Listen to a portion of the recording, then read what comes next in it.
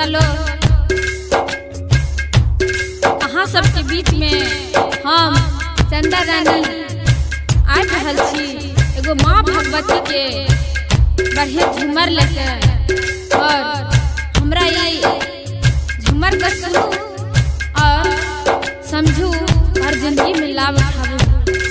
और झूमर के अहाँ के बता दे छी, झूमर के नाम से माँ भगवती पसंद।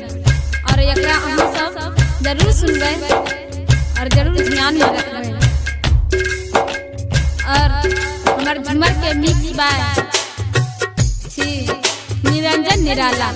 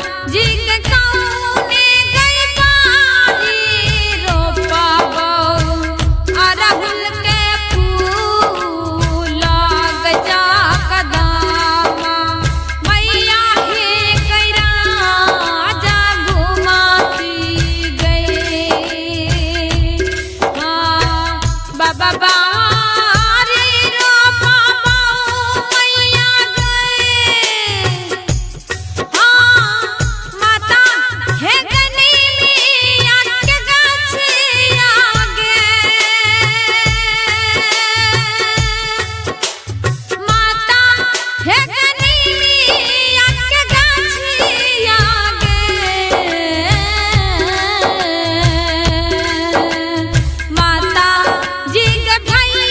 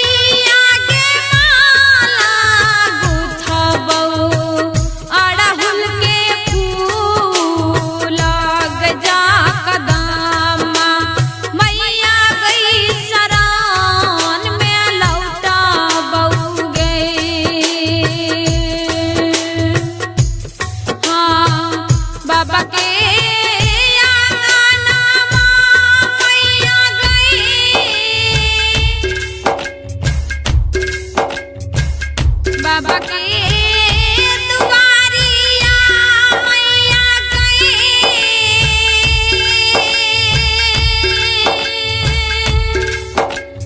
बना तो तोहरो पुजारिया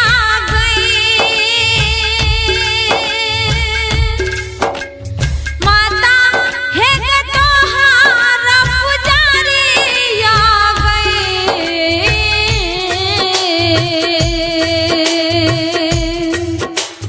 माता हे भैया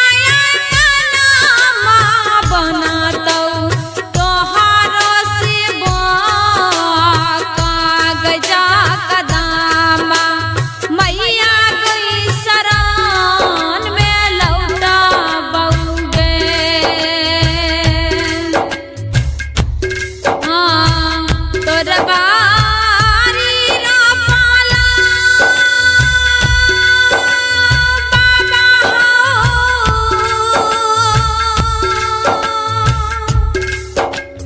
बाबा ये हनीमिया के गछिया हो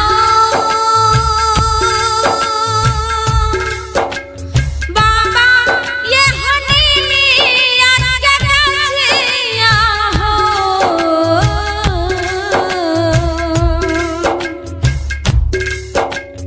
मैया गई भैया गई पारी रोपाला करहुल के फूल गजा कदामा मैया गई शरण में लौटा बउगे मैया गई शरण में लौटा बउगे मैया गई शरण में लौटा बउगे।